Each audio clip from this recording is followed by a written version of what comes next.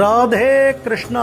தென்னாங்கூர் க்ஷேத்திரம் புரட்டாசி 3வது சனிக்கிழமை நம்ம பாண்டுரங்க சுவாமி திருவேங்கடமுடையானாக திவ்ய தரிசனம் கொடுக்கிறார். அதுவும் தீப தரிசனம்.